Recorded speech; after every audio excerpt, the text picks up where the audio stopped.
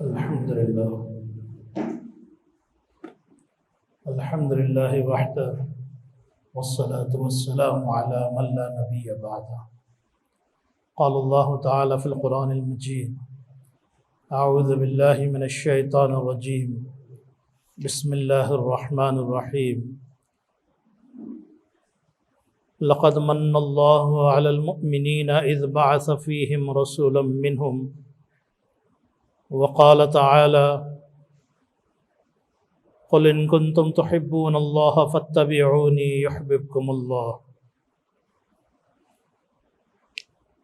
وقال تعالى: من أطاع الرسول فقد أطاع الله، أو كما قال علیہ الصلاۃ والسلام. حاضرین محترم، ذمہ داران جماعت اور طلبہ، السلام علیکم ورحمۃ اللہ وبرکاتہ. یہ ہم سب کے لیے سعادت کی بات ہے کہ آج سرور کونین صلی اللہ علیہ وسلم کی ذات مبارک کے سلسلے میں نسبت سے ہم جمع ہوئے ہیں، اور ہم آپ صلی اللہ علیہ وسلم کی سیرت کے مختلف گوشے تقریباً 4 ہفتوں تک انشاءاللہ سنتے رہیں گے اور اس پر عمل کی کوشش کرتے رہیں گے. وقت انتہائی قلیل ہے اور موضوع آپ صلی اللہ علیہ وسلم کا 23 سالہ دور نبوت اور پھر آپ صلی اللہ علیہ وسلم کا 40 سالہ دور نبوت سے پہلے کا عرصہ، ان سب کا احاطہ کرنا ہے. تو اس سلسلے میں آپ تمام سے گزارش یہ ہے کہ یہ سوال و جواب کی شکل میں آپ کے سامنے یہ ساری گفتگو آئے گی. سوال انشاءاللہ میں یہاں نوٹ کراتا جاؤں گا اور اس کا جواب آپ کے سامنے رکھتا جاؤں گا. اگر ایک آدھ ڈسٹر ہے تو ڈسٹر کا انتظام کر دیا جائے یا کوئی کپڑا وغیرہ، تاکہ مجھے آسانی سے ساری باتیں آپ کے سامنے رکھنی پڑیں. حاضرین محترم، جو سب سے پہلی گفتگو کا موضوع آپ کے سامنے پیش کرنا ہے، یہ آپ صلی اللہ علیہ وسلم کی حیات طیبہ کے سلسلے میں جماعت اسلامی احمدی بازار ہو یا جماعت اسلامی نظام آباد ہو، اس کا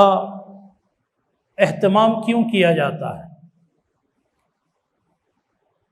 اس اہتمام کے پیچھے وجوہات کیا ہیں، اور پھر 1,24,000 یا 40,000 انبیاء علیہ السلام کا مبارک تسلسل اس کائنات میں موجود ہیں، پھر اس میں آپ صلی اللہ علیہ وسلم کی ہستی مبارک کو کیوں منتخب کیا گیا. یہ 2 باتوں کا جواب دیتے ہوئے میں انشاءاللہ آپ کے سامنے آپ صلی اللہ علیہ وسلم کی سیرت کے کچھ پہلو پیش کروں گا. سب سے پہلی بات جو آپ کے سامنے عرض کرنی ہے، نبی اکرم صلی اللہ علیہ وسلم کی حیات طیبہ کا انتخاب اس لیے کیا جاتا ہے کہ تمام انبیاء میں آپ علیہ السلام جامع سیرت کے حامل ہیں. جامع سیرت سے مراد انسانی زندگی کے اندر جتنے پہلو ہو سکتے ہیں، قیامت تک کی انسانی زندگی اور آپ صلی اللہ علیہ وسلم کی بعثت مبارکہ سے اس کا آغاز، ان تمام پہلوؤں کو آپ صلی اللہ علیہ وسلم کی حیات طیبہ میں پوری طرح جمع کر دیا گیا ہے. اس لیے آپ صلی اللہ علیہ وسلم کی سیرت کو جامع سیرت یا آپ صلی اللہ علیہ وسلم کی حیات مبارک کو جامع حیات، کوئی زندگی کا گوشہ یا پہلو ایسا نہیں ہے جو اس سلسلے میں چھوٹ گیا ہو یا جس کے بارے میں ہمیں رہنمائی نہیں ملتی ہے. یہ وجہ ہے آپ صلی اللہ علیہ وسلم کو حیات طیبہ کا انتخاب. اور اس کے ساتھ ساتھ دوسری ایک بات یہ ہے کہ جہاں جامع ہے وہاں پر آپ صلی اللہ علیہ وسلم کی حیات طیبہ کامل بھی ہے. کامل سے مراد یہ ہے کہ میری زندگی میں کچھ پہلو ایسے ہیں جن کی رہنمائی کے لیے اگر مجھے تعلیمات نہ ملے اور اگر وہ تعلیمات ادھوری ہوں تو پھر میں حیات میں مبارک رہنمائی حاصل نہیں کر سکتا۔ اس لیے جن پہلوؤں کی جامعیت ہے، یعنی تمام چیزیں گھیری ہوئی ہیں، اس کے ساتھ ساتھ ضروری ہے کہ وہ تمام پہلو اپنے آپ میں مکمل ہوں۔ آپ اگر سخی تھے تو آپ سے زیادہ سخی کوئی نہیں گزرا ہے، آپ اگر بہادر تھے تو آپ سے زیادہ بہادر کوئی نہیں ہو سکتا، آپ اگر حسین و جمیل تھے تو آپ سے زیادہ حسین و جمیل، یعنی جتنی اس کے کمال کے پہلو ہیں وہ پورے کمال کے پہلو اللہ تعالیٰ نے آپ صلی اللہ علیہ وسلم کی حیات طیبہ میں رکھ دیا ہے۔ یہ بھی ایک دوسری وجہ ہے کہ ہم آپ صلی اللہ علیہ وسلم کی سیرت کی اتباع کرتے ہیں۔ اور اس کے ساتھ ساتھ ایک تیسری بڑی بات جو آپ کے سامنے عرض کرنی یہ ہے کہ آپ صلی اللہ علیہ وسلم کا اختتام ختم نبوت کی حیثیت سے ہم جانتے ہیں، خاتم النبیین ہے۔ آپ کے بعد کوئی اور پیغمبر کا دین اسلام میں یا کائنات کی زندگی میں تصور بھی نہیں کیا جا سکتا، اس لیے آپ صلی اللہ علیہ وسلم خاتم النبیین بھی ہے،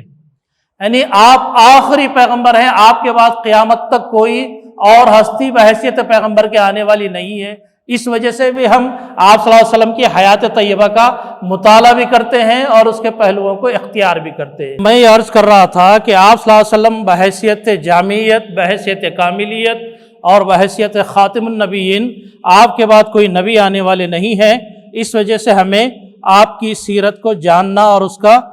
عمل کرنا ہمارے لیے ضروری ہے۔ اور ایک پہلو جس کی وجہ سے ہم آپ صلی اللہ علیہ وسلم کے بارے میں جانتے اور عمل کرتے ہیں کہ آپ کی حیات طیبہ کے اندر ہم یہ کوشش کرتے ہیں کہ آپ صلی اللہ علیہ وسلم کے معجزات کیا ہیں۔ اب چندریان 3 پہ گئے تو اب وہاں پر تلاش کر رہے ہیں مسلم حضرات کہ چندریان کو وہاں پر چاند کے 2 ٹکڑے ہونے کا کوئی ثبوت ملا یا نہیں ملا۔ ایسے بہت سارے ہمارے پاس آپ صلی اللہ علیہ وسلم کی زندگی کے معجزات ہیں، لیکن ایک پہلو اس سلسلے میں میں اور آپ بہت ہی اپنے نبی کی سیرت کو کم کر کے دیکھتے ہیں، وہ ہے حیات طیبہ خود ایک دائمی معجزہ ہے۔ آپ صلی اللہ علیہ وسلم کی جو زندگی ہے بحیثیت بشر، بحیثیت انسان، بحیثیت پیغمبر، آپ نے جو زندگی گزاری ہے وہ پوری کی پوری 40 سالہ مکی زندگی اور اس کے ساتھ 23 سالہ نبوت کی زندگی، 63 سالہ یہ زندگی خود اپنے آپ میں ایک دائمی معجزہ ہے کہ ایک نبی، ایک پیغمبر کس طرح سے اتنی بڑی اپنی اندر سیرت رکھ سکتا ہے۔ اس پہلو کو ہم نے بھلا دیا ہے، تو یہ دائمی معجزے کے سلسلے میں بھی ہمیں اپنے آپ کو جگا کر رکھنا ہے اور اس سلسلے میں تیاری بھی کرنی ہے کہ آپ کی حیات طیبہ ہم ہمیشہ اپنے ذہنوں میں تازہ رکھیں۔ اور اس کے ساتھ ساتھ ہم یہ جانتے ہیں کہ قرآن مجید قیامت تک ہمارے لیے اللہ تعالیٰ نے بحیثیت ایک رہنما کتاب، ایک ہدایت والی کتاب کے نازل فرما دیا ہے۔ یہ اس کتاب کو عملی مظاہرہ،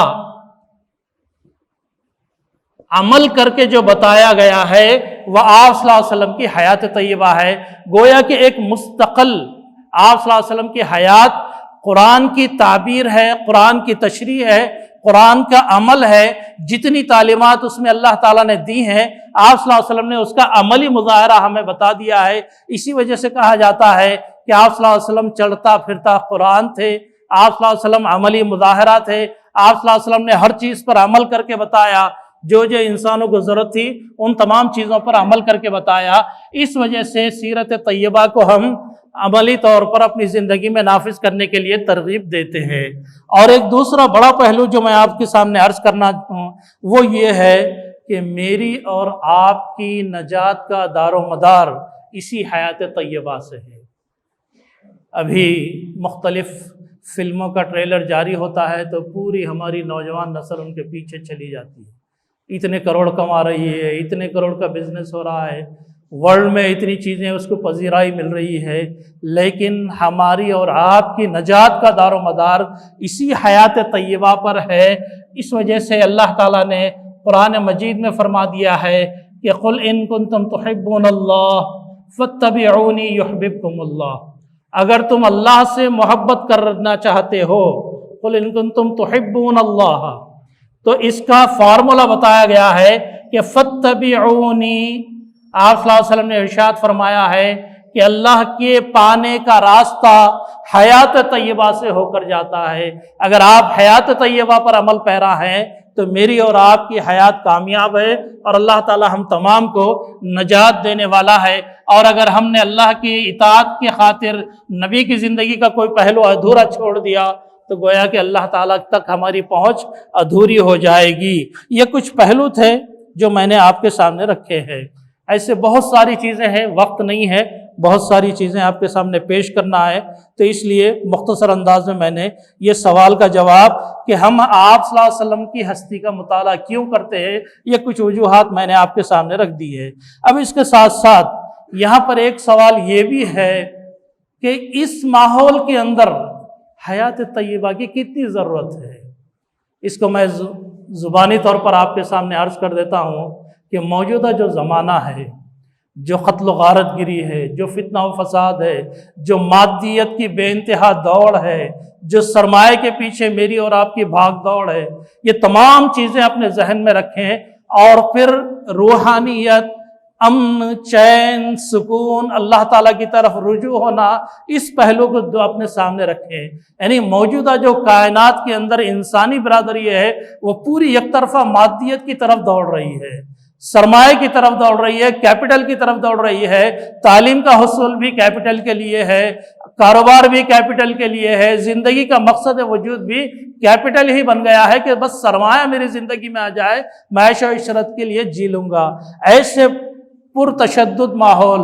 ایسے منتشر ماحول، ایسے ماحول میں جہاں پر انسان امن اور سکون کے لیے پریشان ہے، یہ حیات طیبہ کا یہ نقشہ آپ کے سامنے جو رکھا جا رہا ہے، یہ حیات طیبہ کی طرف توجہ تو دلائی جا رہی ہے، یہ اسی لیے ہے کہ آدمی اس مال و دولت کی دوڑ سے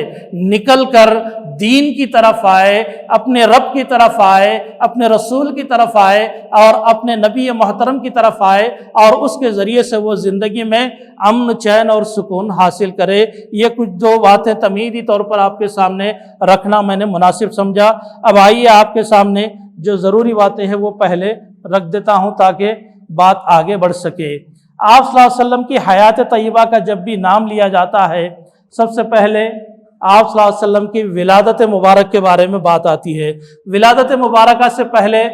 عموماً جو عرب کے حالات تھے، دنیا کے حالات تھے، ان تمام حالات کے سلسلے میں بھی آپ تھوڑا سا جائزہ لے کر دیکھ لیں۔ ساری سیرت کی کتابیں موجود ہیں۔ آج جس طرح قتل و غارت گری ہے، آج جس طرح دنیا بھٹک رہی ہے، آج جس طرح انسانیت سسک رہی ہے کہ کوئی آئے اور اس دنیا کو نجات دلائے اور امن کی، چین کی، سکون کی چند سانسیں ہمیں عطا کرے، یہی کچھ حال اس طرف عرب کا تھا، اس وقت کی دنیا کا تھا، اس وقت کے عالم انسانیت کا تھا۔ عرب ایک طرف پریشان تھے، خواہشات کے غلام تھے، مختلف ایسی ان کے اوپر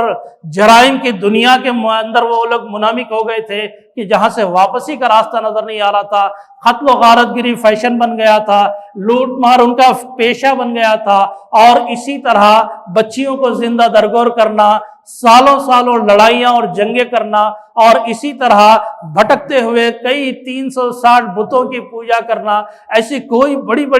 بڑی بڑی برائیاں تھیں جن میں سارا عالم عرب ملوث تھا اور ان برائیوں کے اندر پیدا ہو گئے تھے، اور اس کی وجہ سے پورا عالم عرب سسک رہا تھا، بلکہ عالم انسانیت سسک رہی تھی۔ اس وقت اللہ کے نبی صلی اللہ علیہ وسلم کو دنیا میں بھیجنے کا اللہ تعالیٰ نے فیصلہ فرمایا۔ یہ تاریخ اگر آپ معلوم کرنا چاہیں تو آپ صلی اللہ علیہ وسلم کی پیدائش کی تاریخ 9 ربیع الاول سن عام الفیل کے نام سے جانا جاتا ہے، اور اگر اس کو آپ عیسوی میں یا جو ہے مسیحی میں اگر اس کو یعنی شمسی تاریخ میں لینا چاہے تو بعض کتابوں میں 20 اپریل اور بعض کتابوں میں 23 یا 22 اپریل سن 571 سن 571 کی آپ کی ولادت ہے، جو مکہ مکرمہ میں پیدا آپ صلی اللہ علیہ وسلم کی ولادت ہوئی ہے۔ میں جس کتاب سے یہ تیاری کر کے آیا ہوں، یہ کتاب جامعۃ الملک یونیورسٹی کے سعودی عرب کے ہیں، ان کی تیار کردہ ایک کتاب ہے جو سوال و جواب کی شکل میں ہے۔ ڈاکٹر محمد بن سعید مریزن آل مریزن العسیری ہیں، یہ جامعۃ الملک خالد ابہا کی یونیورسٹی کے پروفیسر ہے، انہوں نے یہ کتاب سوال جواب کی شکل میں تیار کی ہے، انہوں نے بہت اچھے پوائنٹس بھی ہمیں دیے ہیں، وہ بھی آپ کے سامنے رکھتے ہوئے بات کرتا ہوں۔ انہوں نے کہا کہ نبی اکرم صلی اللہ علیہ وسلم کی ولادت سے مراد کیا ہے، کہ آپ کی شخصیت بحیثیت پیغمبر یا پھر امت مسلمہ کی ولادت، کیا مراد ہے؟ انہوں نے کہا کہ آپ صلی اللہ علیہ وسلم تو شخصی طور پر عظیم ہی تھے ہی، اس میں کوئی دو رائے نہیں ہے، لیکن وہ 9 ربیع الاول ہو یا 12 ربیع الاول ہو، یہ امت مسلمہ کی ولادت کا بھی دن ہے، وہیں سے امت مسلمہ کی جو ہے وجود دنیا میں ہوا ہے، اور آپ صلی اللہ علیہ وسلم کو دنیا میں اسی لیے بھیجا گیا ہے کہ ان کے ذریعے سے ایک بڑی امت برپا کی جائے۔ یہ ہے معنی جو آپ صلی اللہ علیہ وسلم کے بارے میں بتایا جاتا ہے کہ آپ صلی اللہ علیہ وسلم کی ولادت مبارکہ کے ساتھ امت مسلمہ بھی اسی وقت جو ہے پیدا ہو گئی اور اسی وقت اس کو وجود مل گیا، یہ انہوں نے لکھا ہے۔ اور پھر اس کے ساتھ ساتھ آپ کی ولادت کے وقت مکہ کے حالات کیا تھے، ابھی میں نے اس کا اشارہ کر دیا، اور آپ کی والدہ محترمہ حضرت آمنہ آپ صلی اللہ علیہ وسلم کی ولادت کے وقت کیا کیفیت تھی، انہوں نے بیان کیا ہے کہ جب سے آپ صلی اللہ علیہ وسلم کی ولادت تک کوئی تکلیف نہیں ہوئی اور کسی قسم کی کوئی پریشانی نہیں ہوئی، بلکہ پورا کا پورا عرصہ 9 ماہ کا جو عرصہ ہوتا ہے وہ بالکل ہی ہلکا پھلکا گزرا، کسی قسم کی کوئی تکلیف نہیں گزری۔ بعض روایتوں میں اس بات کا بھی تذکرہ ہے کہ آپ صلی اللہ علیہ وسلم کی ولادت کے وقت آپ صلی اللہ علیہ وسلم کے ساتھ ایک نور کا طلوع بھی دیکھا، جس میں مشرق و مغرب جو ہے نظر آئے تھے، اگرچہ کہ اس کا کوئی مضبوط حوالہ نہیں ہے کیونکہ اس زمانے میں کوئی روایات کا تسلسل نہیں تھا، اس وجہ سے ہم بھی اس چیز کو صرف تذکرتاً لے رہے ہیں، کوئی باقاعدہ اس کا حوالہ نہیں ہے۔ اور آپ صلی اللہ علیہ وسلم کی ولادت کے بعد آپ کے دادا حضرت عبد المطلب، انہوں نے اپنے اس پوترے کو گود میں اٹھایا اور مکہ مکرمہ میں لے کر گئے، اور وہاں پر آپ صلی اللہ علیہ وسلم کا نام بحیثیت محمد آپ نے اختیار کیا۔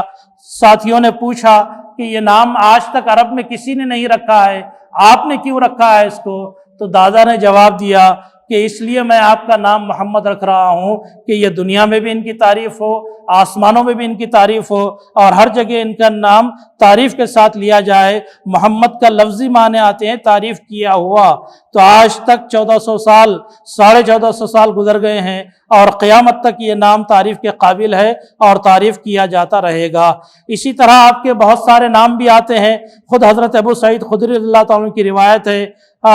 اس کی روایت متفق علیہ ہے، یعنی بخاری اور مسلم کی یہ روایت ہے۔ فرماتے ہیں اللہ کے نبی صلی اللہ علیہ وسلم کہ میرے لیے جو نام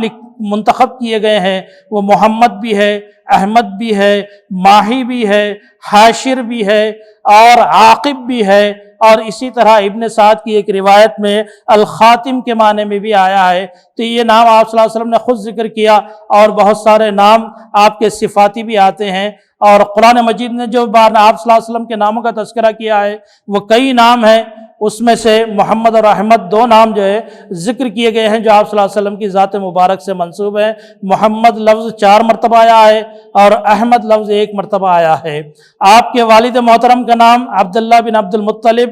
بن ہاشم بن عبد مناف ہے۔ 60ویں پشت میں جا کر آپ کا نسب حضرت اسماعیل علیہ السلام سے جا کر ملتا ہے۔ والدہ کا نام آمنہ بنت وہب بن ابن ابی زہرہ اور ابن ابن مناف القرشیہ الزہریہ، یہ والدہ کا نام ہے۔ اس طرح سے آپ صلی اللہ علیہ وسلم کی ولادت مبارکہ 9 ربیع الاول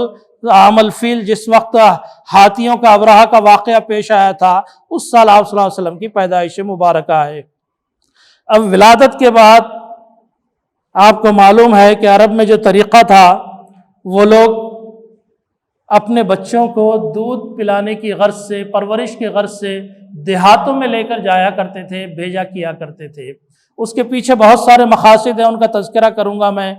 تو یہاں پر ذکر آتا ہے آپ صلی اللہ علیہ وسلم کی دودھ پلانے والی کتنی مائیں تھیں، کن کن نے آپ صلی اللہ علیہ وسلم کو دودھ پلایا۔ سب سے پہلے تو آپ کی والدہ محترمہ ہے حضرت آمنہ بنت وہب، اور اس کے بعد ایک باندی کا نام آتا ہے سویبہ، جن کا نام ہے، جو ابو لہب کی باندی تھی۔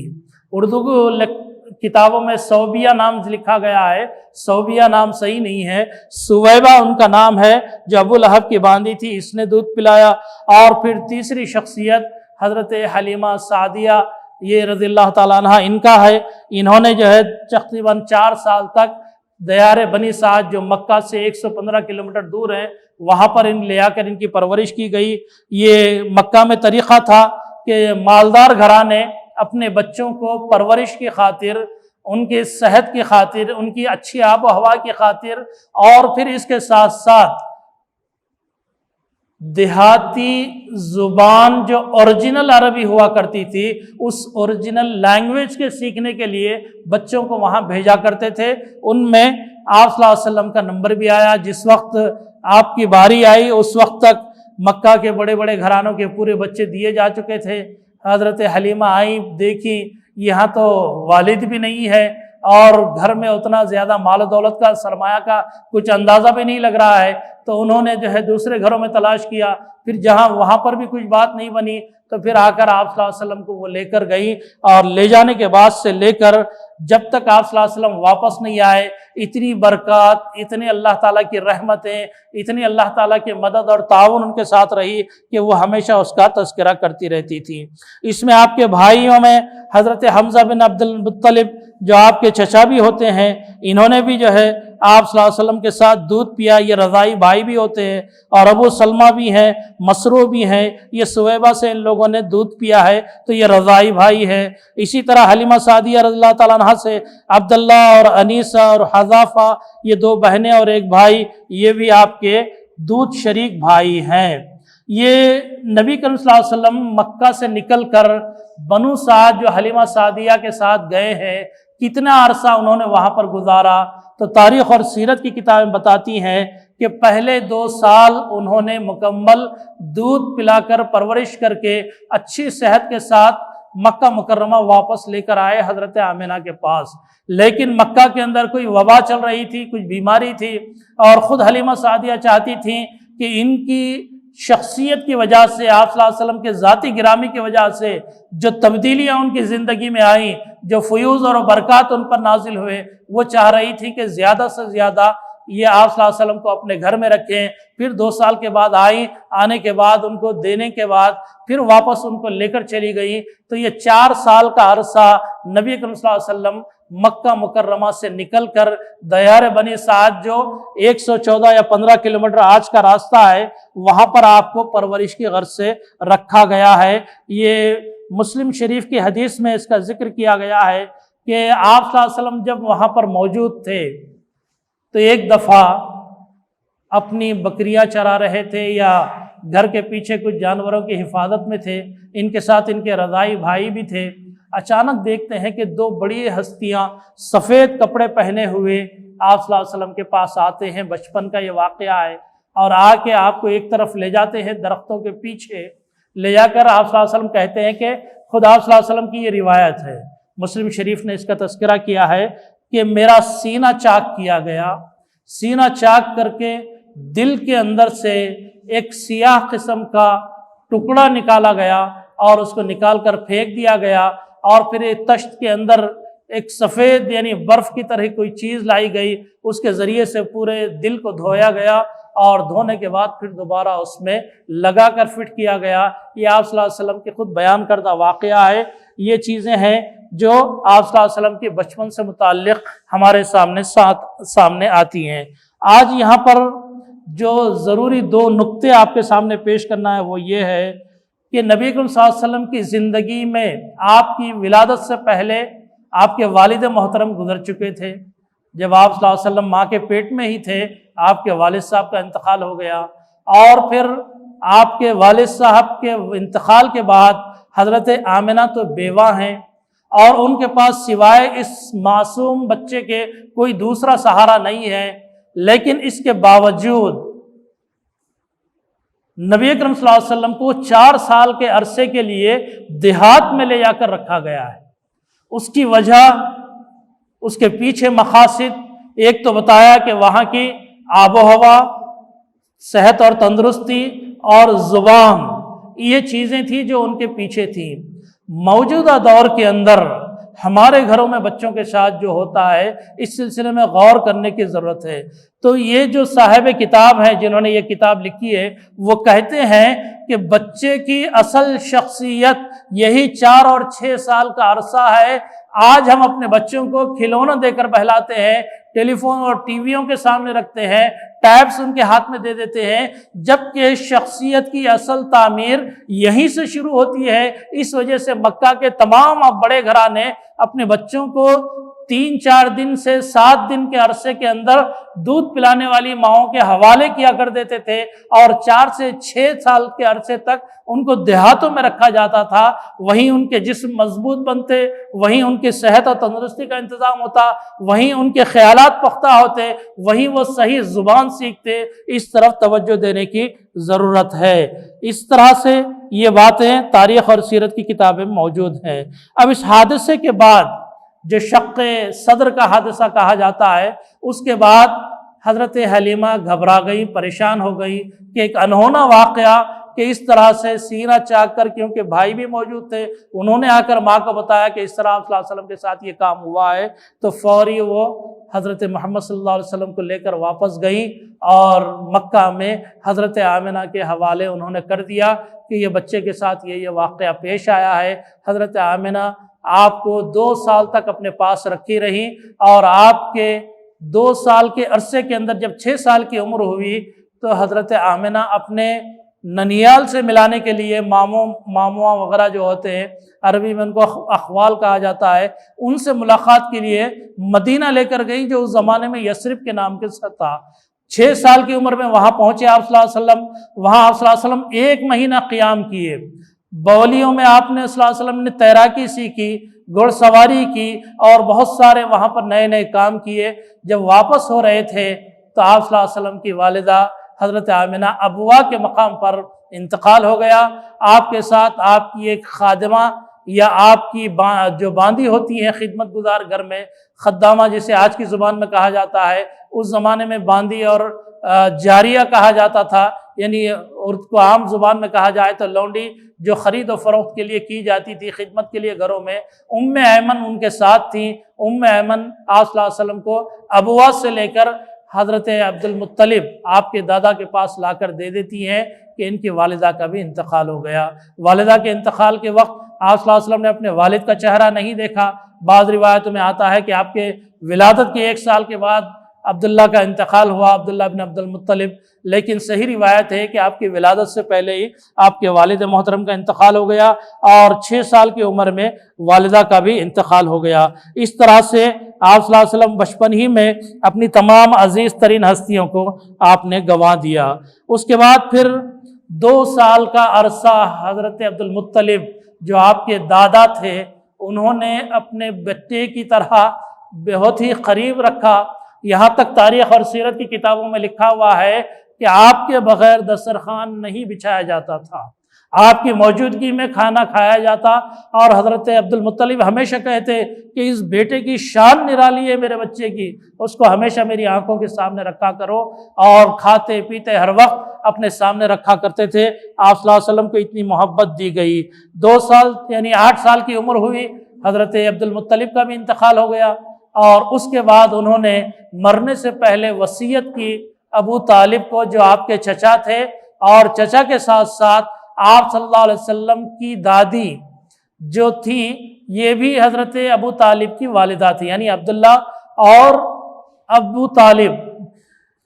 دونوں جو ہے ماں شریک بھائی تھے،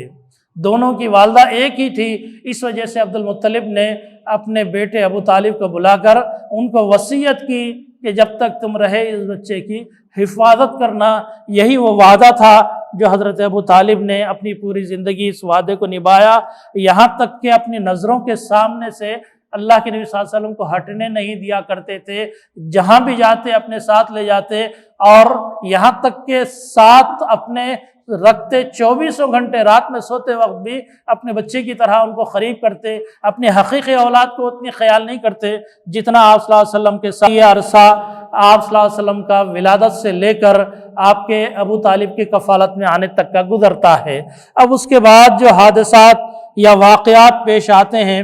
وہ ایک سفر ہوتا ہے۔ ابو طالب تاجر ہیں،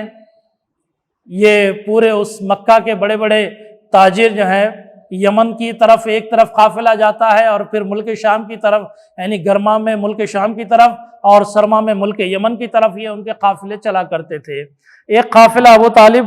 کا جا رہا تھا، وہ اس میں اللہ کے نبی صلی اللہ علیہ وسلم کو چھوڑ کر جا رہے تھے۔ اللہ کے نبی صلی اللہ علیہ وسلم اپنے چچا سے لپٹ گئے اور لپٹ کر رونے لگے اور کہنے لگے کہ میں بھی تجارت کی خاطر آپ کے ساتھ آؤں گا۔ یہ تجارت کے لیے جو قافلہ جا رہا تھا یہ بصرہ کے مقام تک پہنچتا ہے۔ بصرہ کے مقام پر ایک گرجا گھر کے قریب یہ قافلہ پڑاؤ ڈالتا ہے۔ گرجا گھر کا راہب آتا ہے اور کہتا ہے کہ یہ شخصیت کون ہے، تو بتایا جاتا ہے کہ یہ فلاں فلاں ہے اور ان کی یہ کیفیت ہے۔ تو آپ صلی اللہ علیہ وسلم کے بارے میں اس نے عبد المطلب کی جو پیشین گوئیاں تھیں وہ تمام یاد کی اور ابو طالب سے اس نے کہا کہ اس بچے کو فوری آپ واپس لے کر چلی جائیے، اس لیے کہ اگر آپ جائیں گے ملک شام کی طرف اور وہاں پر یہودیوں نے ان کو دیکھ لیا اور ان کی نشانی کو پہچان لیا تو پھر ان کی زندگی خطرے میں پڑ جائے گی۔ وہ پورا کا پورا عالم یہود اس وقت انتظار کر رہا ہے ایک نبی موعود کا، ان کی دنیا میں آنے کے حالات جو علامات ہیں وہ پورے ظاہر ہو چکے ہیں، اس لیے آپ ان کو واپس لے کر چلے جائیے ورنہ ان کی جان کو خطرہ ہوگا۔ اس طرح سے آپ واپس وہاں سے آ جاتے ہیں اور یہاں تک پہنچنے کا جو راستہ ہے وہ پورا کا پورا راستہ بڑی مشکل سے گزرتا ہے، اور بصرہ کے مقام پر بحیرہ راہب کا آپ اردو اور دیگر کتابوں میں ان کا نام پڑھیں گے تو یہ بحیرہ راہب نے یہ تمام تفصیلات بتائی۔ اس کا اوریجنل نام جرجیس ہے۔ اس نے آپ صلی اللہ علیہ وسلم کو واپس بھیج دیا۔ تب یہاں سے آپ صلی اللہ علیہ وسلم ہوش میں آتے ہیں، یہ 10-12 سال کے عرصے کی بات ہے، اور اس کے بعد جو بڑا واقعہ پیش آتا ہے جب آپ صلی اللہ علیہ وسلم 15 سال کی عمر تک پہنچتے ہیں۔ حرب فجار ایک بہت بڑا تاریخی واقعہ ہے مکہ کی زندگی کا۔ یہ حرب فجار کیا ہے؟ یہ حرب فجار دو خاندانوں کی جنگ ہے، قریش اور بنو کنانہ ایک ساتھ ہے، اور ادھر عبداللہ بن جدعان اور ان کے قبیلے والے قیس اعلان اور اس طرح کے دوسرے قبیلے والے دوسری طرف ہے۔ یہ مستقل ایک زمانے دراز سے معمولی بہانے سے ان میں جنگیں ہوا کرتی تھی۔ تو اس وقت بھی آپ صلی اللہ علیہ وسلم کی زندگی میں یہ جنگ ہوئی تو اس میں آپ صلی اللہ علیہ وسلم شامل ہوئے، لیکن آپ نے نہ کسی کا قتل کیا نہ کسی پر تلوار اٹھائی، بلکہ آپ کے چچا وغیرہ جو جنگ لڑ رہے تھے، دشمن کے جو تیر آ کر گرتے آپ صلی اللہ علیہ وسلم وہ تیر جمع کرتے اور لے جا کر تیر چلانے والوں کو اپنے چچا وغیرہ کو دیتے۔ یہی کام آپ صلی اللہ علیہ وسلم نے حرب فجار میں کیا۔ یہ اس زمانے کا بڑا واقعہ ہے، اور اس کے ساتھ ساتھ اس زمانے کی ایک بہت بڑی ایک کمیٹی بنائی گئی تھی جس کو حلف الفضول کا نام دیا گیا ہے۔ یہ حلف الفضول کا نام والی کمیٹی جو بنی تھی اس کے پیچھے مسئلہ کیا تھا وہ بھی آپ کے سامنے رکھ دیتا ہوں۔ زبید ایک قبیلہ ہے، اس کا ایک آدمی اپنا سامان فروخت کرنے کے لیے مکہ آتا ہے۔ مکہ میں آ کر اس نے سامان فروخت کر دیا۔ سامان فروخت کرنے کے بعد عاصم ابن وائل نے اس کو خریدا، لیکن اس نے پیسہ نہیں دیا۔ پیسہ نہیں دینے کی وجہ سے یہ زبیدی آدمی یہ جا کر اس نے مختلف لوگوں سے مدد طلب کی کہ مجھے عاصم ابن وائل سے میری رقم کو واپس دلایا جائے۔ کن کن کے پاس گیا اس کا نام میں آپ کو، بنو عبد الدار، بنو مخزوم، بنی جمح، بنی سہم، ان تمام یہ بڑے بڑے قبائل وہاں کے ہیں، ان تمام کے پاس جا کر اس نے مدد طلب کی کہ میری رقم، میری سامان جو فروخت کیا میں وہ رقم واپس دلا دو۔ کسی نے وہ رقم کی طرف توجہ نہیں دی، اس لیے کہ عاصم بن وائل یہ ایک بڑا آدمی تھا قبیلہ سہم کا، اس وجہ سے اس کے سامنے کسی کی ہمت نہیں ہوئی۔ تو یہ جبل ابو قبیس ایک پہاڑ ہے مکہ میں، وہاں پر یہ شخص چڑھ گیا۔ چڑھ کر اس نے بڑے درد بھرے اشعار لوگوں کے سامنے پیش کیے کہ میں حرم مکہ میں ہوں، کعبۃ اللہ کے قریب ہوں، میری یہ حالت ہے کہ میری رقم نہیں دلا سک رہے کوئی۔ تو یہ اشعار سن کر حضرت زبیر ابن عبد المطلب آپ کے چچا، انہوں نے جو ہے تمام اپنے خاندان کے لوگوں کو جمع کیا۔ ان میں کون کون ہیں؟ ان میں جو لوگ ہیں ان میں بنو عبد المطلب ہیں، ان میں بنو ہاشم ہیں، ان میں بنو اسد ہیں، ان میں بنو زہرہ ہے، ان میں بنو تیم ہے۔ یہ سب مل کر آپس میں بیٹھ کر انہوں نے عبداللہ ابن جدعان کا محلہ ہے، اس محلے میں یہ طے کیا کہ مکہ کے اندر اس طرح کے حادثات اگر ہوں گے تو ہم سب مل کر ان حادثات میں لوگوں کی مدد کیا کریں گے۔ کیا طے پایا؟ مظلوم کی حمایت کی جائے گی، ظالم کا ہاتھ پکڑا جائے گا، کسی مسافر پریشان حال کی کوئی پریشانی ہے ان کو دور کیا جائے گا، اور اسی طرح مدد اور تعاون کی جہاں ضرورت پڑی ہم آگے جا کر خدمت خلق کریں گے، حاجیوں کا خیال کریں گے، اچھی باتوں کو پھیلائیں گے، ظلم کو روکیں گے۔ اس طرح کی کئی چیزیں اس میں طے کی گئیں، اور یہ حلف الفضول کا واقعہ آپ صلی اللہ علیہ وسلم کی حیات طیبہ میں 15 سال کی عمر تھی آپ کی، اس سے 15 سے 20 سال کے عرصے میں یہ واقعات پیش آتے ہیں۔ تو اس وقت نبی کریم صلی اللہ علیہ وسلم جب پیغمبر بنائے گئے تب بھی آپ صلی اللہ علیہ وسلم نے یہ کہا کہ اگر دوبارہ مجھے اس طرح کی کسی انجمن میں یا کسی کمیٹی میں یا کسی اس طرح کی کوئی ایسی چیز تیار ہوتی ہے، معاہدے ہوتے ہیں، تو آج بھی میں ان معاہدوں کے اندر جاؤں گا اور اس طرح کے مدد طلب کرنے والوں کی مدد کروں گا۔ یہ مجھے سرخ اونٹ سے بھی زیادہ پسندیدہ ہے، یہ آپ صلی اللہ علیہ وسلم کے الفاظ مبارک ہے۔ اس کے بعد پھر آپ صلی اللہ علیہ وسلم کی عمر بڑھتی ہے،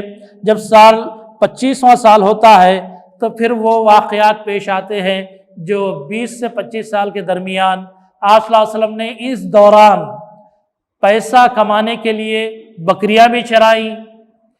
تجارتیں بھی کیں۔ صاحب ابن ابی صاحب آپ کے پارٹنر تھے، دونوں مل کر سامان خرید و فروخت کرتے تھے، اور پھر 25ویں سال یا 24ویں سال میں قریش کا قافلہ تجارت کے لیے جا رہا تھا، تو وہاں پر حضرت خدیجہ اللہ تعالیٰ عنہ نے آپ کو اپنے مال تجارت لے جانے کے لیے ایک تنخواہ یا جو ہے مہینہ یا ایک سفر کا جو خرچ ہوتا ہے یا ایک مزدوری جس طرح کی جاتی ہے، اس طرح آپ نے کرائے کے پارٹنر کے طور پر اللہ کے نبی صلی اللہ علیہ وسلم سے معاہدہ کیا کہ آپ میرا مال لے جائیں، فروخت کریں، اور جو منافع آئے گا اس میں سے اتنا منافع آپ کا ہوگا اور اس طرح اتنا منافع میرا ہوگا۔ یہ جو ہے خدیجہ بنت خویلد رضی اللہ تعالیٰ عنہ نے آپ صلی اللہ علیہ وسلم کو اپنے ساتھ تجارت میں شامل کیا، اور یہ 25ویں سال کا واقعہ ہے جب آپ قریش کے ساتھ تجارت کے لیے ملک شام کی طرف گئے، تو وہاں پر بھی ایک بڑا واقعہ پیش آیا۔ ایک درخت کے نیچے آپ صلی اللہ علیہ وسلم آرام فرما رہے تھے، وہاں سامنے ہی گرجا گھر تھا، اس نے نکل کر دیکھا اور پوچھا کہ یہ شخصیت کون ہے جو درخت کے نیچے آرام کر رہی ہے؟ بتایا گیا کہ فلاں ابن فلاں ہے۔ کہا گیا کہ اس درخت کے نیچے صرف انبیاء ہی آرام کرتے ہیں اور یہ نبی ہو سکتے ہیں۔ اس طرح سے وہیں اس طرح کی بشارتیں دی گئی ہیں۔ اور یہ سفر جو قافلے کا گزرا ہے، پورے سفر کے اندر مختلف سیرت کی کتابیں بھری ہوئی ہیں۔ حضرت خدیجہ اللہ تعالیٰ عنہ کا غلام میسرہ آپ کے ساتھ شامل تھا اس سفر مبارک میں۔ یہ جہاں جہاں قافلہ جاتا ابر سایہ دار آپ کے ساتھ ہمیشہ موجود ہوتا، اور آپ صلی اللہ علیہ وسلم نے پوری تجارت کے ختم ہونے تک نہ کسی کو دھوکہ دیا، نہ کسی کے ساتھ غلط بیانی کی، نہ مال کو اونچا نیچا بتایا۔ ایمانداری، اخلاقیات اور بہتر سے بہتر ایک تاجر جو کر سکتا ہے اس سے بہتر آپ صلی اللہ علیہ وسلم نے اس مال کو فروخت کیا۔ مال کے بارے میں کوئی جھوٹ نہیں، کوئی غلط بات نہیں۔ آپ صلی اللہ علیہ وسلم جب واپس آئے تو بہت سارا منافع لے کر واپس آئے، تو یہ میسرہ نے آ کر حضرت خدیجہ اللہ تعالیٰ عنہ کے سامنے ساری تفصیل رکھ دی کہ یہ بڑی عظیم شخصیت ہے، یہ ہم جب جا رہے تھے تو آسمان پر اور بھی سایہ فگن تھا، اور انہوں نے کبھی کوئی غلط بات نہیں کہی، جھوٹ میں نے نہیں سنا، اور اس طرح سے تاجروں کے ساتھ کوئی بدسلوکی نہیں کی گئی، مال کے بارے میں غلط بیانی نہیں کی گئی۔ جو تمام چیزیں سچائیاں تھیں، ان سچائیوں کے بنیاد پر یہ پورا کاروبار ہوا۔ یہ پوری سیرت جو ہے حضرت میسرہ نے حضرت ام المومنین خدیجہ اللہ تعالیٰ عنہ کے سامنے رکھ دیا۔ اس وقت تک حضرت خدیجہ اللہ تعالیٰ عنہ کی شادی ہو چکی تھی اور آپ بحیثیت بیوہ کے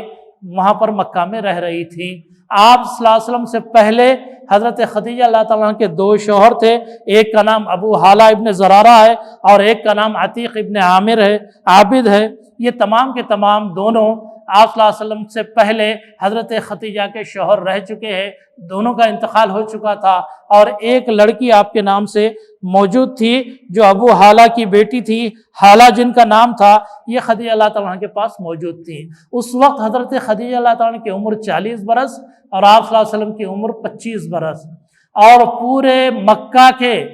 اشراف مکہ جو بڑے بڑے مالدار اور قائد اپنے آپ کو کہتے تھے، ان لوگوں نے رشتے بھیجے حضرت خدیجہ اللہ تعالیٰ کے پاس کہ ہم آپ سے نکاح کرنا چاہتے ہیں، لیکن تمام کو حضرت خدیجہ نے انکار کر دیا۔ اور جب میسرہ نے آ کر آپ کے غلام نے ساری تفصیل بتائی کہ اس طرح یہ چیزیں پیش آئی، تو حضرت خدیجہ اللہ تعالیٰ عنہ نے اپنا پیغام بذات خود آپ صلی اللہ علیہ وسلم کے پاس بھیجا۔ ان کی ایک سہیلی تھی، اس سہیلی کے ذریعے سے یہ بات پیش کی گئی کہ آپ صلی اللہ علیہ وسلم سے نفیسہ بنت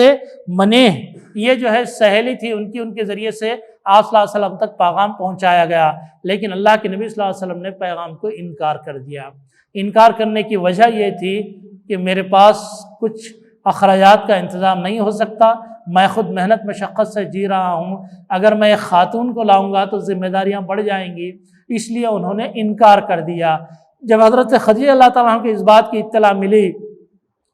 کہ آپ صلی اللہ علیہ وسلم نے ان وجوہات سے اس رشتے کا انکار کیا ہے، تو حضرت خدیجہ اللہ تعالیٰ عنہ نے پھر دوبارہ ان کو بھیجا نفیسہ کو اور کہا کہ میرے اخراجات کی بھی، آپ کے اخراجات کی بھی تمام ذمہ داری میرے اوپر ہے، کوئی آپ کو اس طرح کی ذمہ داری نہیں اٹھانی پڑے گی۔ تو اس کے بعد اللہ کے نبی صلی اللہ علیہ وسلم نے حضرت خدیجہ اللہ تعالیٰ عنہ کا رشتہ اپنے چچاؤں کے پاس بھیجا کہ وہ لوگ جو بہتر فیصلہ کریں گے مجھے منظور ہوگا۔ جب کہ آپ کے چچاؤں کو اطلاع ملی کہ حضرت خدیجہ بنت خویلد اللہ تعالیٰ عنہ کا رشتہ آیا ہے، یہ آپ کے رشتے میں دور کی جو ہے خاندانی ہوتی تھی اور مکہ کی شریف النفس خاتون تھی۔ حضرت خدیجہ کا ایک خطاب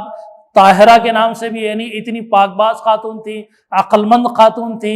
مالدار خاتون تھی، خوبصورت خاتون تھی، شریف النفس تھی۔ مکہ کا ہر سردار چاہتا تھا کہ آپ سے رشتہ کیا جائے، لیکن ام المومنین حضرت خدیجہ اللہ تعالیٰ عنہ نے اپنے شوہر کی پوری صفات آپ صلی اللہ علیہ وسلم کی زندگی میں دیکھی، آپ کی سیرت میں دیکھی، تو آپ صلی اللہ علیہ وسلم کو یہ پیغام بھیجا گیا۔ اس کے بعد پیغام قبول کیا گیا اور ابو طالب نے کچھ 25 یا کچھ اس طرح کے دراہم مہر پر نبی کریم صلی اللہ علیہ وسلم کا رشتہ حضرت خدیجہ اللہ تعالیٰ عنہ سے ہوا، اور آپ کی شادی کے وقت آپ کی عمر 25 برس اور حضرت خدیجہ اللہ تعالیٰ عنہ کی عمر 40 برس۔ اس میں کوئی شک نہیں ہے، کوئی شبہ نہیں ہے، یہ بالکل صحیح روایات ہیں اور صحیح اس کے اندر باتیں بتائی گئی ہیں۔ تو اس طرح سے آپ کا رشتہ ہوا اور آپ کی شادی ہوئی، ابو طالب نے آپ کا نکاح پڑھوایا، اور اس طرح سے اللہ کے نبی صلی اللہ علیہ وسلم حضرت ابو طالب کے گھر سے حضرت خدیجہ اللہ تعالیٰ عنہ کے گھر کو منتقل ہو گئے، اور پھر آپ صلی اللہ علیہ وسلم وہیں مکہ کے اندر قیام تک اسی گھر میں مقیم رہے جہاں حضرت خدیجہ اللہ تعالیٰ کا گھر ہوا کرتا تھا۔ یہاں قابل غور بات کچھ ہے، اس میں جو ضروری بات وہ یہ ہے کہ حضرت خدیجہ اللہ تعالیٰ عنہ نے اشراف مکہ یعنی سرداران قریش، سرداران مکہ کے رشتوں کو چھوڑ دیا، اور ایک ایسی ہستی جن کی عقل، جن کی فطرت حسنہ اور جن کے اخلاق حسنہ اور جن کی سیرت طیبہ سے وہ متاثر ہوئی تھی، ان سے آپ نے خود رشتہ پیش کیا۔ تو یہ ایک سبق ملتا ہے کہ اگر کوئی نیک سیرت نوجوان آپ کی نظر میں ہے تو اپنے رشتوں کے اندر تاخیر مت کیجیے۔ اور اسی طرح نبی اکرم صلی اللہ علیہ وسلم نے آپ کی بھرپور جوانی کا عمر 25 سال اور ام المومنین حضرت خدیجہ 40 سال کی، اتنا بڑا 15 سال کا وقفہ، 15 سال کا عرصہ، 15 سال کا فرق، آپ صلی اللہ علیہ وسلم نے اس کا لحاظ نہیں کیا۔ انہوں نے دیکھا کہ ایک بہترین عقل مند خاتون، ایک بہترین خاتون کا رشتہ میرے لیے آیا ہے، اور آپ صلی اللہ علیہ وسلم نے فوری ان کو منتخب کیا، اور یہ رشتہ ازدواج 25 سال کے عرصے تک چلا ہے۔ یعنی جب تک آپ صلی اللہ علیہ وسلم نے حضرت خدیجہ اللہ تعالیٰ کے ساتھ رہے ہیں، کسی اور خاتون سے آپ نے نکاح کا تصور بھی نہیں کیا۔ تاعمر آپ صلی اللہ علیہ وسلم حضرت خدیجہ اللہ تعالیٰ کے ساتھ گزارتے رہے جب تک کہ وہ بقید حیات تھی۔ جب ان کا انتقال ہو گیا، اس کے بعد آپ صلی اللہ علیہ وسلم نے حضرت سودا سے نکاح کیا۔ تو یہ پوری کی پوری تفصیل ہمارے سامنے موجود ہے کہ آپ صلی اللہ علیہ وسلم نے کس طرح ایک شوہر وفادار اپنی بیوی سے محبت اور اپنی بیوی کے ساتھ زندگی گزارنے کا جو سلیقہ ہوتا ہے، یہ تمام چیزیں ہمارے سامنے اس واقعے میں دیکھنے میں ملتی ہیں۔ آپ صلی اللہ علیہ وسلم کو حضرت خدیجہ اللہ تعالیٰ عنہ سے 2 لڑکے اور 4 لڑکیاں ہیں۔ 2 لڑکوں میں طیب اور طاہر، جن کا ایک نام قاسم بھی ہے، یہ 2 لڑکے ہیں آپ صلی اللہ علیہ وسلم کو، اور ابراہیم حضرت ماریہ قبطیہ سے لیکن آپ صلی اللہ علیہ وسلم کی حیات مبارکہ میں تمام اولاد کا انتقال ہو جاتا ہے۔ چاروں بیٹیوں میں سے صرف حضرت فاطمہ اللہ تعالیٰ عنہ زندہ رہیں، جو آپ صلی اللہ علیہ وسلم کے انتقال کے 6 ماہ بعد حضرت فاطمہ اللہ تعالیٰ عنہ کا بھی انتقال ہو گیا۔ تو اس طرح سے دنیا میں آپ کی اولاد مبارکہ میں سے کوئی باقی نہیں رہے۔ حضرت فاطمہ اللہ تعالیٰ عنہ کی نسل سے بعد میں حضرت علی کی ولادت کے بعد، حضرت علی سے نکاح کے بعد جو سلسلہ چلا ہے وہ سلسلہ دنیا میں اس وقت جاری ہے۔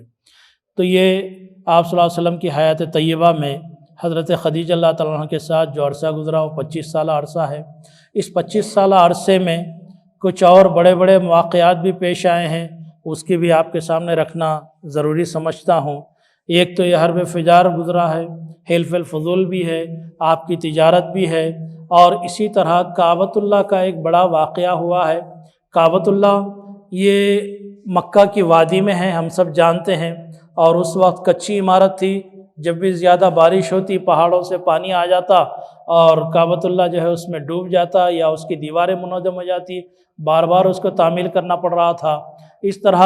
سرداران قریش نے آپس میں مشورہ کیا اور کہا کہ مکمل کعبہ کو منہدم کر کے نیا کعبہ تعمیر کیا جائے۔ اس سلسلے میں مشاورت ہوئی، اور مشاورت کے بعد ہر قبیلے کو ایک بڑا حصہ دیا گیا کہ یہ آپ کے ذمہ ہے تعمیر کا۔ تعمیر جب مکمل ہوئی اور جب کعبۃ اللہ کے اندر حجر اسود کا نصب کرنا، حجر اسود کو اس میں دیوار میں بٹھانے کا جب مسئلہ آ گیا تو جاہلیت کا وہ دور تھا، ہر قبیلہ یہ چاہتا تھا کہ وہ شرف اسے ملے تاکہ قیامت تک اس کا نام قبیلے کا باقی رہے۔ تو تمام قریش کے قبیلے یہ چاہتے تھے کہ ہم وہ چیزوں کو روکیں، لیکن اس میں ایک بڑی شخصیت تھی، اس نے مشورہ دیا، جس کا نام ابو امیہ المخزومی ہے، جو اس وقت مکہ کا سب سے عمر رسیدہ شخص تھا۔ اس نے کہا کہ اس طرح لڑائی بھڑائی سے کوئی حاصل نہیں ہے، کل کا ہم انتظار کریں گے، کل کعبۃ اللہ میں جو داخل ہوگا پہلا شخص حرم مکہ میں، اس کی بات ہم سنیں گے اور اس کے مشورے پر ہم عمل کریں گے۔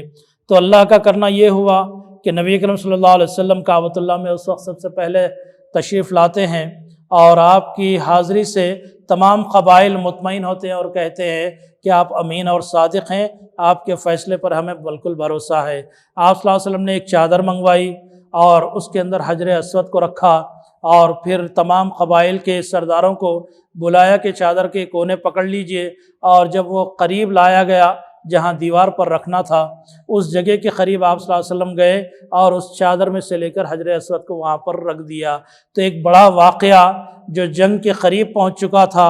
اور جو مکہ کی وجود کے لیے خطرہ بننے جا رہا تھا، اس کو نبی کریم صلی اللہ علیہ وسلم نے اپنی بہترین حکمت سے اس طرح سے حل کیا۔ تو اس طرح کے یہ بڑے بڑے واقعات ہیں جو آپ صلی اللہ علیہ وسلم کی منصب نبوت سے پہلے جو پیش آئے ہیں۔ آپ کی سیرت، آپ کے اخلاق، آپ کا کردار، آپ کی زندگی کی ایک ایک چیز، یہ تمام چیزیں پورے عرب کے سامنے اس وقت بالکل حاضر تھی۔ یہ جان کر ہمیں تعجب ہوتا ہے کہ 40 سال کا عرصہ آپ صلی اللہ علیہ وسلم رہے،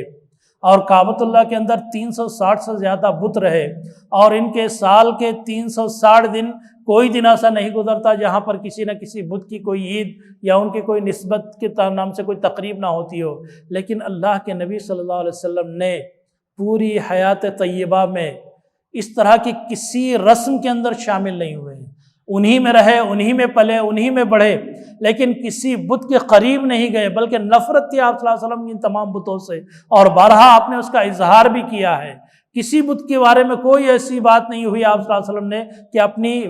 نبوت سے پہلے کی زندگی میں کبھی اس طرح کا کوئی کام کیا ہو۔ یہ پوری 40 سالہ حیات آپ کی گواہ ہے کہ کبھی اس طرح کے کوئی نہ کھیل کود میں، نہ ناچ گانوں میں، وہاں کا تو فیشن تھا، لیکن آپ صلی اللہ علیہ وسلم کبھی ان چیزوں میں نہیں گئے۔ اور پھر جو آپ صلی اللہ علیہ وسلم کے جو نبوت کے ایام آتے ہیں، یہ 35 سال کے عرصے سے لے کر 40 سال کا عرصہ نبی کریم صلی اللہ علیہ وسلم ہمیشہ فکر مند رہا کرتے تھے، بہت زیادہ تفکر، بہت زیادہ تدبر، تنہائی پسند ہو گئے تھے، اور غار حرا میں جا کر بیٹھنا آپ کا معمول بن گیا تھا۔ مہینہ مہینہ وہاں پر بیٹھے رہا کرتے، اور ام المومنین حضرت خدیجہ رضی اللہ تعالیٰ عنہ اپنے ساتھ توشہ لے جاتی، وہاں پر ان کو سامان دے کر آیا کرتی، یا آپ صلی اللہ علیہ وسلم خود آتے، پھر اپنا جو ہے ہفتے 10 دن کا جتنا سامان ہوتا پھر لے کر چلے جاتے۔ اس طرح سے آپ صلی اللہ علیہ وسلم کے زمانے میں یہ چیزیں بہت زیادہ ہو گئی تھیں کہ آپ مسلسل فکر مند رہا کرتے تھے اور غور و فکر میں رہا کرتے تھے، خاموش رہا کرتے تھے۔ اس زمانے میں کچھ واقعات بھی پیش آئے، اس طرح کے واقعات کہ جب آپ صلی اللہ علیہ وسلم تنہائی میں ہوتے تو کوئی درخت یا کوئی پتھر سے آواز آتی، السلام علیکم ایھا النبی، اے نبی السلام علیکم۔ آپ صلی اللہ علیہ وسلم دیکھتے ہیں یہاں تو کوئی نہیں ہے لیکن آواز آ رہی ہے۔ نبوت کے بعد بھی آپ صلی اللہ علیہ وسلم نے اس بات کی طرف اشارہ کیا کہ مکہ میں وہ پتھر آج بھی موجود ہے، جب میں اس کے سامنے سے گزرتا تھا وہ مجھے سلام کیا کرتا۔ یہ اس طرح کے واقعات پیش آ رہے تھے۔ اور پھر آپ صلی اللہ علیہ وسلم رات کو سوتے، آرام فرماتے، خواب دیکھتے اور بیائی نہیں وہی خواب کی تعبیر دوسرے دن صبح آپ کو نظر آتی کہ یہ خواب پورے بالکل سچ ہو رہے تھے۔ اور اسی طرح سے کچھ غیبی آوازیں آپ کو سنائی دیتی، ان غیبی آوازوں کا تذکرہ آپ صلی اللہ علیہ وسلم اپنی اہلیہ خدیجہ رضی اللہ تعالیٰ عنہا سے کرتے کہ اس طرح کی یہ چیزیں میں سن رہا ہوں۔ تو یہ پورا 5 سال 35 سے لے کر 40 سال کا عرصہ فکر مندی میں، عبادت میں، امت کی اصلاح کی فکر میں اور اس طرح سے ایک نئے نظام زندگی کے تعلق سے سوچنے میں یہ پوری فکر مندی کے سال گزرتے ہیں۔ اور ایسے ہی ایک رمضان کی رات آپ صلی اللہ علیہ وسلم غار حرا میں موجود ہوتے ہیں۔ اللہ کا وہ مقرب ترین فرشتہ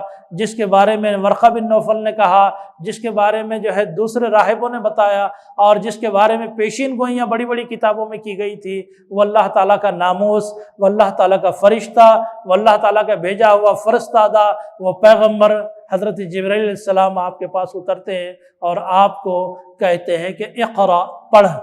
آپ صلی اللہ علیہ وسلم کہتے ہیں کہ میں ما انا بقاری، میں پڑھنا ہی نہیں جانتا۔ کسی اسکول، کسی مدرسے، کسی استاد سے آپ کا کوئی اس طرح کا لکھنے پڑھنے کا کوئی رشتہ کبھی منسوب نہیں ہوا ہے۔ آپ صلی اللہ علیہ وسلم کسی لکھنے پڑھنے کی چیز سے واقف نہیں تھے اور یہ اللہ تعالیٰ کی حکمت تھی، یہ آپ صلی اللہ علیہ وسلم کو لکھنے پڑھنے سے روک کر رکھا۔ اگر وہ لکھنا پڑھنا واقعی جاری رہتا تو ہو سکتا ہے کہ دنیا بعد میں یہ کہتی کہ یہ خود انہوں نے یہ قرآن کو تصنیف کیا، یہ خود انہوں نے دین کو لکھا، یہ چونکہ لکھنا پڑھنا جانتے تھے ان کے استاذ نے ان کو لکھوایا۔ جب یہ جانتے نہیں تب اللہ کے نبی صلی اللہ علیہ وسلم کے بارے میں کیا کیا نہیں باتیں بنائی گئی، کہیں ساحر، کہیں جادوگر، کہیں آپ کو کچھ اور اس طرح جتنے خطابات دیے گئے ہیں، جتنے الزامات قرآن مجید کے سلسلے میں لکھے گئے ہیں، آپ ان پڑھ ہونے کے باوجود اتنے خطابات دیے گئے آپ کو۔ اگر پڑھے لکھے ہوتے تو لوگ یہ فتوے دے دیتے کہ یہ قرآن مجید نعوذ باللہ یہ اللہ تعالیٰ کی کتاب نہیں ہے بلکہ محمد عربی صلی اللہ علیہ وسلم کی تصنیف ہے، اس لیے اللہ تعالیٰ نے آپ کو لکھنے پڑھنے سے دور رکھا۔ تو جبرائیل علیہ السلام نے کہا کہ پڑھو، آپ نے کہا کہ ما انا بقاری، میں پڑھنا نہیں جانتا۔ پھر دوبارہ کہا کہ پڑھو، میں پڑھنا نہیں جانتا۔ پھر تیسری بار کہا کہ پڑھو۔ اس وقت 3 دفعہ بھی حضرت جبرائیل علیہ السلام نے آپ صلی اللہ علیہ وسلم کو اپنی باہوں میں لے کر ایسا جکڑ کے جو ہے پکڑا اور چھوڑ دیا، پھر کہا پڑھو۔ 3 دفعہ بھی آپ صلی اللہ علیہ وسلم یہی کہے۔ اس کے بعد حضرت جبرائیل علیہ السلام نے کہا اقرأ بسم ربک الذی خلق، خلق الانسان من علق۔ تو اللہ کے نبی صلی اللہ علیہ وسلم نے وہ پوری 6 آیات سورہ علق کی ابتدائی جو نازل ہوئی پہلی وحی، وہ پہلی وحی آپ صلی اللہ علیہ وسلم کے سامنے نازل ہوئی اور آپ نے اس کو پڑھا اور اس کے بعد آپ کو بتایا گیا کہ آپ کی ذمہ داری ہے، اس امت کے آپ نبی ہیں، پیغمبر ہیں اور آپ کو یہ پوری ذمہ داری نبھانا ہے۔ زندگی میں کبھی کسی فرشتے کو نہیں دیکھا اور یہاں بالکل آمنے سامنے اور پوری طرح بھیجنے کا واقعہ، پھر یہ پڑھنے کا واقعہ، پھر اس کے ساتھ ساتھ بہت ساری چیزیں ہوئی ہوں گی۔ اللہ کے نبی صلی اللہ علیہ وسلم فوری اپنے گھر پہنچتے ہیں، اپنی اہلیہ ام المومنین حضرت خدیجہ اللہ تعالیٰ سے فرماتے ہیں کہ مجھے چادر لپیٹ دو، مجھے بے چینی ہو رہی ہے اور اس کی وجہ سے میں پریشانی محسوس کر رہا ہوں۔ اللہ کے نبی صلی اللہ علیہ وسلم کی اس حالت کو دیکھ کر ام المومنین حضرت خدیجہ اللہ تعالیٰ نے جو تاریخی الفاظ کہے ہیں، وہ تاریخ الفاظ ایک ایک امتی کے لیے رہنما ہے، ایک ایک امتی کے لیے ہدایت کا راستہ اس میں موجود ہے۔ آپ نے فرمایا اے سرتاج، لن یضیعک اللہ، واللہ لن یضیعک اللہ، قسم بخدا اللہ تعالیٰ آپ کو ضائع نہیں کرے گا۔ آپ کیا سمجھ رہے ہیں آپ کی جان کو خطرہ ہے؟ ہو ہی نہیں سکتا، اللہ تعالیٰ آپ کو ضائع نہیں کرے گا۔ کیوں نہیں کرے گا؟ بہت ساری آپ صلی اللہ علیہ وسلم کی صفات میں سے کچھ صفات کا انہوں نے تذکرہ کیا ہے۔ آپ غریبوں کے ہمدرد ہیں، آپ غریبوں کے غمگسار ہیں، آپ قرض داروں کے قرض کی ادائیگی کے لیے خود محنت کرتے ہیں، آپ مہمان نواز ہیں، آپ آسمان سے نازل ہونے والی قومی آفتیں اور بڑی بڑی مصیبتیں جو ہوتی ہیں، ان مصیبتوں میں آپ سب کا ساتھ دیتے ہیں، آپ اس طرح سے جو محروم لوگ ہیں ان کو لے آ کر آپ دیتے ہیں، یعنی فقیروں کے ملجا ماوا، مسکینوں کے تمام وہ صفات آپ صلی اللہ علیہ وسلم کی گنائی اور کہا کہ اس طرح کی شخصیت کو اللہ تعالیٰ ضائع نہیں کرے گا، بلکہ ایک بڑی ذمہ داری آپ پر آئے گی۔ اس کے بعد آپ کو لے کر ورقہ ابن نوفل جو آپ حضرت خدیجہ اللہ تعالیٰ کے رشتہ دار تھے ان کے پاس لے کر گئے اور کہا کہ اس طرح کے یہ واقعہ پیش آیا ہے غار حرا میں اور میرے شوہر پریشان ہیں۔ آپ صلی اللہ علیہ وسلم کی یہ کیفیت دیکھ کر اس نے کہا کہ یہ وہی ناموس ہے جو حضرت موسیٰ کے پاس آیا کرتا تھا۔ اس نے پہچان لیا، ورقہ ابن نوفل وہ عیسائی بن گئے تھے، انہوں نے کہا کہ اگر میں زندہ رہا تو آپ کی مدد ضرور کروں گا، ایک وقت آئے گا کہ آپ کی قوم آپ کو مکہ سے باہر کر دے گی۔ حضرت خدیجہ کہتی ہیں کہ ہمیں نکلنا پڑے گا۔ کہا کہ ہاں، جس نبی نے بھی یہ پیغام کو پیش کیا ہے اس کی قوم نے اس کے ساتھ وہی سلوک کیا ہے، لہذا آپ کو بھی ایک وقت آئے گا مکہ سے آپ کو نکال دیا جائے گا، اگر میں اس وقت رہا تو میں آپ کی مدد کروں گا۔ تو آپ صلی اللہ علیہ وسلم واپس آ جاتے ہیں اور تقریباً 6 مہینے تک اسی کیفیت میں گزرتے ہیں، اور یہ 6 مہینہ جو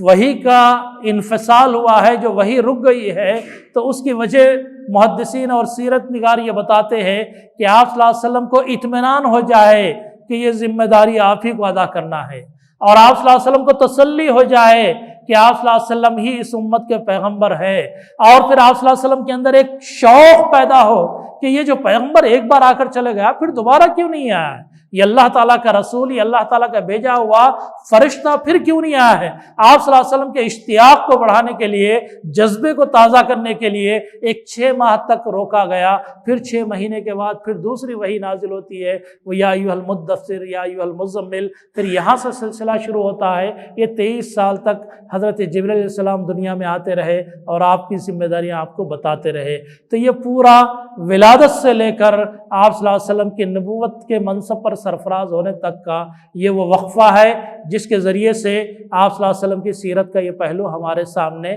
آیا ہے۔ یہ 1 گھنٹے کے اندر ساری جزئیات کو جمع کرنا، سارے حالات کو آپ کے سامنے ذکر کرنا ناممکن ہے، پھر بھی میں نے چیدہ واقعات کے ذریعے سے کچھ جو مجموعی طور پر جو کیفیت ہو سکتی تھی وہ کیفیت آپ کے سامنے رکھ دی ہے۔ لیکن اس سلسلے میں جو بڑی بات آپ کے سامنے رکھنا ہے وہ یہ ہے کہ ام المومنین حضرت خدیجہ اللہ تعالیٰ عنہا نے جو رفاقت کا عہد کیا تھا نکاح کے ذریعے سے، اس رفاقت کو جو انہیں نبھایا ہے، یہ بہت بڑی سیرت کا ایک مثالی پہلو ہے کہ اپنی پوری جائیداد نچھاور کر دی، اپنی پوری زندگی آپ صلی اللہ علیہ وسلم کی خدمت میں لگا دی، ہمیشہ آپ کی تسلی دینا، ہمیشہ آپ کا ساتھ نبھانا، ہمیشہ آپ کے ساتھ زندگی گزارنے کے بارے میں باتیں کرنا، یہی پہلو آپ صلی اللہ علیہ وسلم کے ساتھ ہمیشہ رہا ہے۔ اس کا اندازہ آپ کیجئے، ام المومنین حضرت عائشہ صدیقہ اللہ تعالیٰ بیان کرتی ہیں کہ جب بھی حضرت خدیجہ اللہ تعالیٰ کا ذکر آتا، نبی کریم صلی اللہ علیہ وسلم ان کے ذکر کو طویل کرتے، بار بار ذکر کرتے، اور ان کی سہیلیوں تک گھر میں کچھ بھی تحفے آتے ان کی سہیلیوں کو بھیجے جاتے، گھر میں کوئی اچھا پکوان ہوتا ان کی سہیلیوں کا حصہ نکالا جاتا، اور جب وہ ملنے کے لیے آتی ہیں حضرت خدیجہ اللہ تعالیٰ کی سہیلیاں تو آپ صلی اللہ علیہ وسلم اٹھ جایا کرتے۔ بلکہ یہ روایت بھی شاید آپ نے نہیں سنی ہوگی کہ فتح مکہ کے وقت جب قافلہ فتح مکہ کے لیے داخل ہوا حرم میں مکہ کے اندر، آپ صلی اللہ علیہ وسلم نے صحابہ کو حکم دیا کہ میرا خیمہ خدیجہ کی قبر کے قریب لگایا جائے۔ یہ جو رفاقت ہے، یہ جو مثالی زندگی ہے، یہ جو مثالی ساتھ ہے ایک دوسرے کا، یہ سب سے بڑی آج کی کیا کہتے ہیں کہ شادی شدہ زندگی کے لیے بہت روشن پہلو ہے کہ ہمیں اپنی زندگیاں کس طرح اپنے اہل و عیال کے ساتھ گزارنی چاہیے۔ اور پھر اس کے ساتھ ساتھ یہ 40 سالہ دور، ایک واقعہ بھی ایسا نہیں ملتا کہ آپ صلی اللہ علیہ وسلم کی زبان سے کبھی کوئی غلط بیانی نکلی ہو، مضاحن بھی جھوٹ نکلا ہو، یا آپ صلی اللہ علیہ وسلم نے کسی سے وعدہ کیا اور نبھایا نہ ہو۔ یہ پورا 40 سالہ دور مکہ کی گلی گلی میں گواہ تھا، اسی وجہ سے آپ کو صادق اور امین کا خطاب دیا گیا، اسی وجہ سے آپ کے گھر میں امانتیں رکھی گئی۔ ہجرت کے وقت آپ صلی اللہ علیہ وسلم کے گھر میں انہی دشمنوں کی امانتیں رکھی ہوئی تھی، آپ کے فیصلے آپ صلی اللہ علیہ وسلم کیا کرتے تھے، لوگوں کی مظلومیت کو دور کرنے کے لیے آپ صلی اللہ علیہ وسلم حرکت کیا کرتے تھے۔ یہ پوری سیرت ہمارے سامنے موجود ہے۔ یہ آج کی گفتگو کو یہیں روکتے ہوئے میں اللہ تعالیٰ سے دعا کرتا ہوں کہ اللہ تعالیٰ ہم تمام کو اس سیرت کے روشن پہلو اختیار کرنے کی توفیق عطا فرمائے۔ انشاءاللہ اگلا جو پروگرام ہوگا اس میں آپ صلی اللہ علیہ وسلم کی نبوت سے لے کر ہجرت تک کے جو بڑے بڑے مسائل پیش آئے ہیں وہ تمام تصور اور وہ تمام حالات آپ کے سامنے پیش کرنے کی کوشش کی جائے گی۔ وجزاکم اللہ خیر۔ السلام علیکم ورحمۃ اللہ۔